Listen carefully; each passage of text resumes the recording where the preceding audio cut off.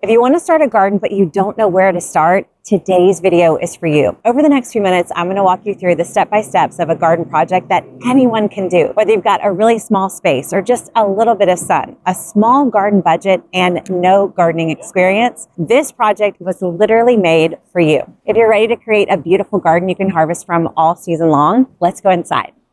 The biggest mistake that will absolutely ruin your container garden is not buying a big enough container. The plants, they need enough room to spread their roots out. You need enough soil inside the container so it doesn't dry out or lose its nutrients too quickly. So if I'm buying a container, I'm looking for one that's at least 2 feet wide and 1 foot deep.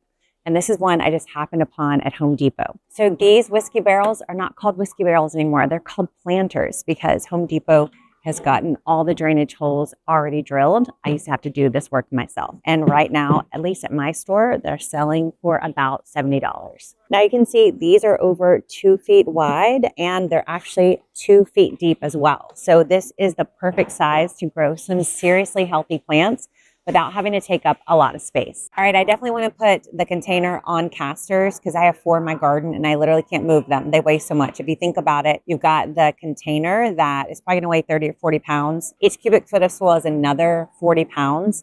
So probably one of these barrels is going to be 80 to 100 pounds. So we're going to put 3 casters instead of 4. My first option is this one, which seems a little pricey. It's $15, so I would spend about $45 to get all 3. I was thinking about this cheaper one, but when I checked it out, the bolts or nuts or anything like that. So it's going to end up being $15 anyway. I'm going to go with 3 of these and hope that it works. I'm going to get just 1 bag of soil. This is 2 cubic feet, so it's going to fill up a lot of the container. Just going to fill the base with some natural organic materials from my yard, and then I'll put this soil right on top. One of my favorite places to buy herbs for my garden is at a store like Trader Joe's. They have all these organic varieties and they are such a steal of a deal. These plants are just $2.49. They're organic, they're healthy. I just bought some from a nursery for $5.99 that are the same size. So I'm going to get mint, I'm going to get thyme, I'm going to get some Italian parsley. I think they've also got some sage here. They've got some rosemary, and then they even have this huge basil if you want to take it to the next level. This one has like 10 plants in one. It is a steal of a deal. I can get all these herbs for less than $15. It's time to put this container garden together. So the first thing to do is drill holes for your casters. So I'm making sure that my drill bit is the same size as these bolts that are going to go into the casters. And I think I got it right. Now I'm only doing 3 casters. So what I've done is started some little pilot drill holes. There's 4 drainage holes in this container already. So I'm kind of using those as a guide. And what I'm doing is starting to drill a couple little pilot holes here. I'm just going to go straight through. Now it's time to see if I did them correctly. And these casters can fit into this container. I think it works. We're going to make it work. Not going to lie, it's a very annoying part of the process. It takes forever to get these things. Trust me on this one. Do the painful things in your garden when you're setting it up. I talk about this in my garden workshop. If you haven't watched it, I'll put a link to it right below this video. All right, now we're just going to bolt these on. Not that I think they're moving because it took us a lot of muscle to get these things in. The next step is to cover up the drainage holes. So we just want to be sure we're not losing soil on the patio or porch, wherever this container is placed. I like to use burlap. It's a more natural alternative to weed barrier cloth. And you can just take some, cut it up, and then I like to double it up because it does have holes in it. So you just want to be sure all the holes get covered between your layering. And you've got all the drainage holes covered. Water can come out, but no soil. I'm going to grab a little bit of compost from my Jora composter to put in the base because I did buy 1 bag of soil, but I'm not sure it's going to be enough. So I'm just going to grab. This stuff has been sitting pretty much all winter. It is looking nice. We're going to take the compost and just pour it straight in. See how much that fills up. And then we'll put our bagged mix on top of that. Now I'm going to fill this up with this organic raised bed and potting mix from Kellogg. It might not be enough to fill the whole thing, but we'll see. I'll save this for the top. We're going to add a little bit more compost, and we'll top it off with this. I'm just going to give this a little mix, and we are ready to plant. So I'm going to plant the edges of the container first, and I like to plant along the edges the plants that need the least amount of water. The edges of your bed of any container are the ones that are going to dry out fastest. So you want to put your low watering need plants on the edges. In this case, I'm going to do rosemary on opposite sides of this container. Rosemary is in the same plant family as thyme, and thyme is also a low water need plant. Then we're going to put thyme here in the front. Then we have another thyme, same plant family, both in the Lamiaceae plant family or the mint plant family. We're going to put that on either corner. Then another plant that is in the same plant family is sage, and sage also is a low water need plant. This one has a little baby basil in there, which is kind of funny. Okay, so we'll also put sage here along the edge.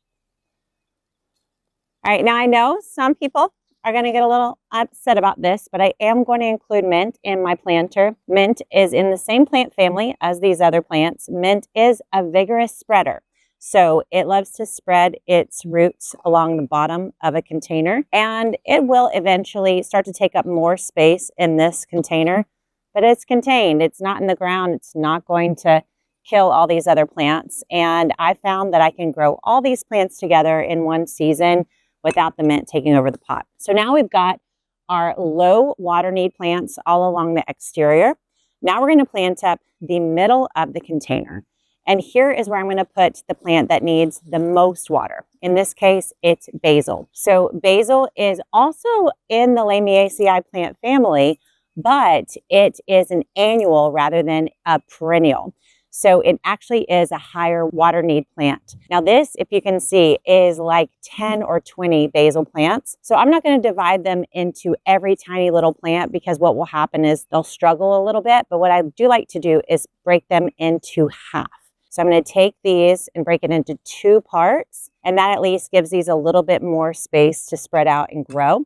So we'll plant these back here, and these are going to be right in the center. This is because this part of the container is going to get the most amount of water. That's where the water will pool for your container. So it's the perfect place to put your highest water need plant. And now we're going to take this other one. This one needs a little bit of water. It's been indoors a little too long, but we're going to get it watered, so don't worry. So we'll split this one up, and we're going to plant it on either side of this middle. Oh my gosh, this container smells so good. So put this one on this side and then this one on the other. This is going to give us a basil tower right in the middle of the container. So they've all got enough room, giving them a little bit more root room. They don't need a lot of root room. They have very small roots, but it is nice to separate them out. Then finally, we're going to put our medium water needs. So this is the one herb that I found that is not in the Lamiaceae plant family. This is parsley. It's actually in the carrot plant family, and it has mild medium water needs.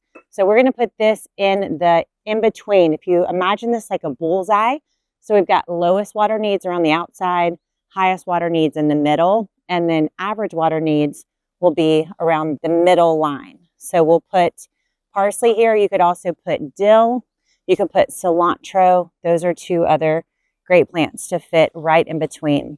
And I'm basically making sure that I'm in between where these border plants are so that it doesn't crowd too bad. Parsley will benefit from a little bit of shade, and that basil is going to give it to it because parsley is more of a cool weather plant. So what you're going to end up with is basil kind of shading, towering over this parsley. You could also add dill and cilantro. And then you're going to have these plants on the edge. These are the ones that love the sun, don't mind drying out. Those are going to go along the edges. I just went in and realized I had a few little neglected cilantro seedlings from my soil blocker. And so I'm just going to add these right along the edge on that same little section with the parsley. This is an easy container to water. You just want to water the center of the container. You don't want it too wet.